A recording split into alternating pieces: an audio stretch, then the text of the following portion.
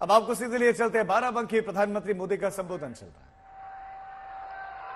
पूरी दुनिया जानती है कि मोदी सरकार की हैट्रिक बनने जा रही है।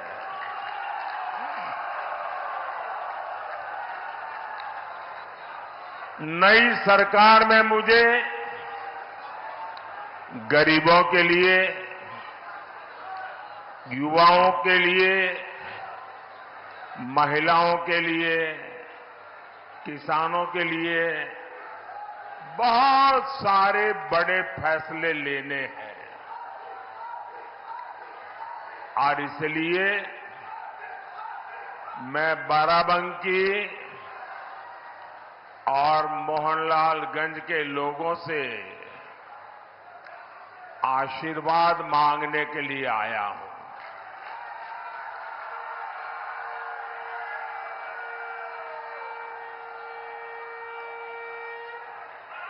साथियों, आज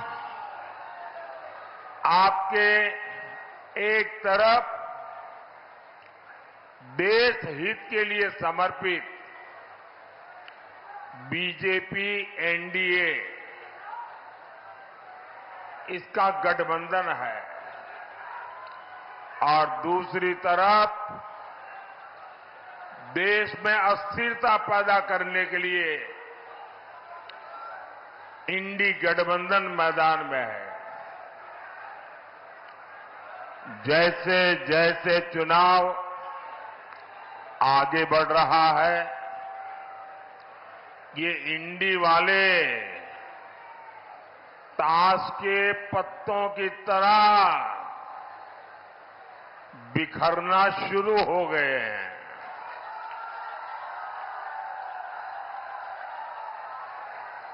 यहां जो बबुआजी है, बबुआजी यानी हमारे समाजवादी शहजादे, अब उन्होंने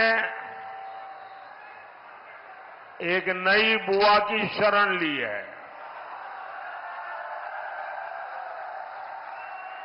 ये उनकी नई बुआ जी है बंगाल में। और ये बंगाल वाली बुआ जी ने कह दिया है, इंडी वालों को कहा है कि मैं आपको बाहर से सपोर्ट करूंगी। इंडी गठबंधन की एक और पार्टी ने दूसरी को कह दिया है, खबरदार, जो हमारे खिलाफ पंजाब में बोला, पीएम पद को लेकर भी सब मुंगेरी लाल को भी पीछे छोड़ रहे हैं।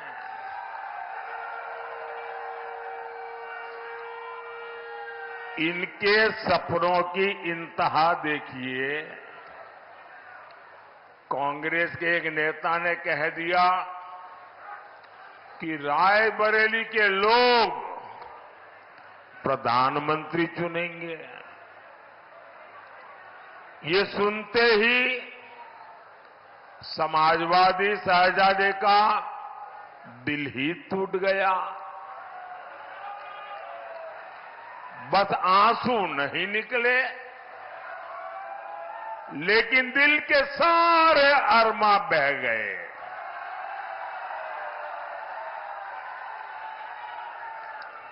अब आप बताइए,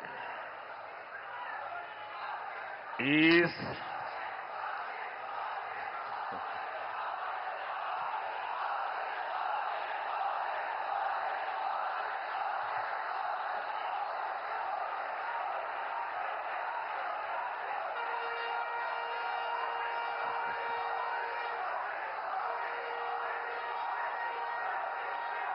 आप सब लोग इतने तेज तरार है कि सारी बात इशारों इशारों में समझ लेते हो।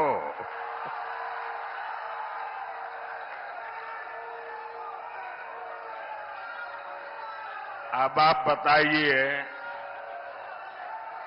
इस उटपटांग खिचड़ी को आप लोग वोट देकर अपना वोट बर्बाद करोगे क्या? कोई भी अपना वोट बर्बाद करना चाहेगा क्या? अच्छा होगा यहां बाराबंकी में, मोहनलालगंज में भाजपा का सांसद हो,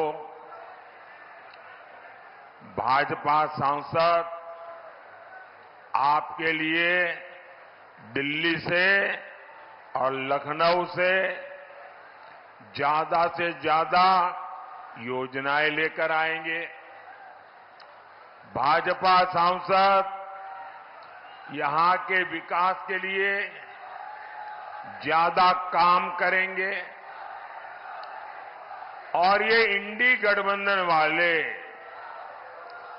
अगर वो सांसद बनता है तो उसके पास क्या काम होगा? उसकी पार्टी उसको क्या काम देगी? उसका यही एक मापदंड होगा कि तुमने मोदी को एक दिन में कितनी गालियां दी, तुमने मोदी को कितनी बड़ी गाली दी, क्या तुम्हारी गाली में कोई ताकत थी क्या ताकि मोदी परेशान हो जाए? अगर आपने इंडी गठबंधन के सांसद को चुना तो उसको यही काम होगा, सुबह उठो मोदी को गाली दो, दोपहर में 2 गाली दो, शाम को 4 से और डाल दो और फिर सो जाओ। आप मुझे बताइए भाई, आपको अपने घर में अगर किसी सहायक की जरूरत पड़ती हो, आपके दुकान में, आपके व्यापार में, तो आप उसको लेंगे और कहेंगे भाई ये 10 काम करने हैं तुमको, तुम्हें इतना तनख्वाह मिलेगा, मेरे ये काम तुझे पूरे करने हैं।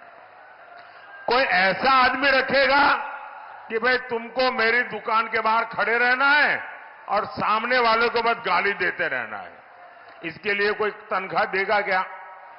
इसके लिए कोई किसी को रखेगा क्या? कोई समझदार आदमी ऐसा करेगा क्या?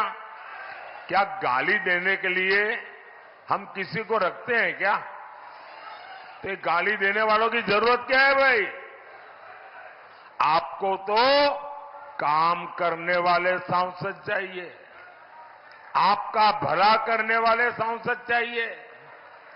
5 साल मोदी को गाली देने वाले नहीं, क्षेत्र का विकास करने वाले सांसद चाहिए। और इसके लिए आपके पास एक ही विकल्प है, ओनली कमल।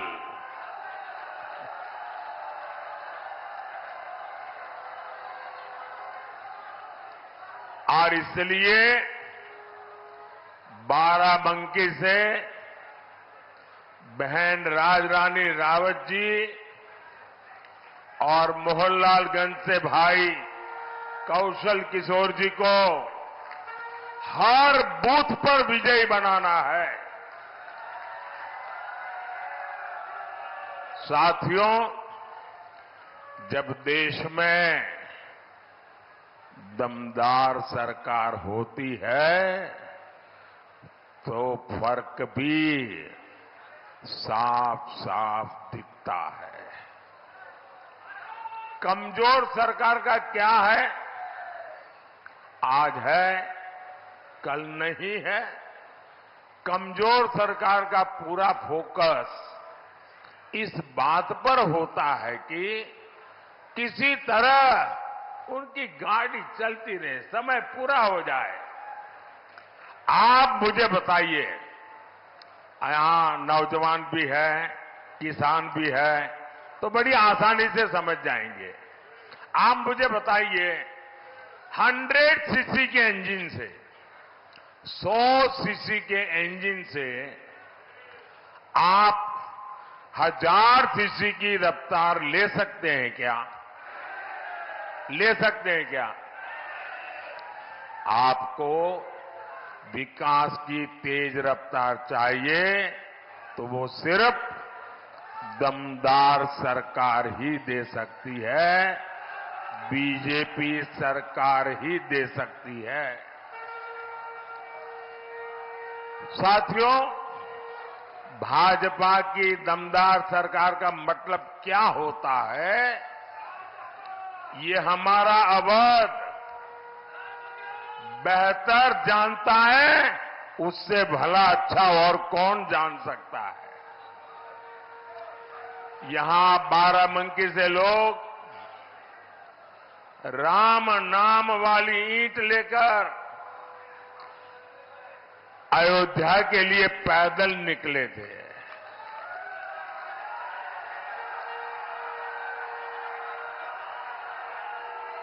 जो पहली बार वोट डाल रहे हैं, जो युवा है, उन्हें पता ही नहीं होगा 500 साल के इंतजार के बाद, 500 साल का इंतजार, ये इतिहास की बहुत बड़ी घटना है कि पीढ़ी दर पीढ़ी हमारे पूर्वज संघर्ष करते रहे,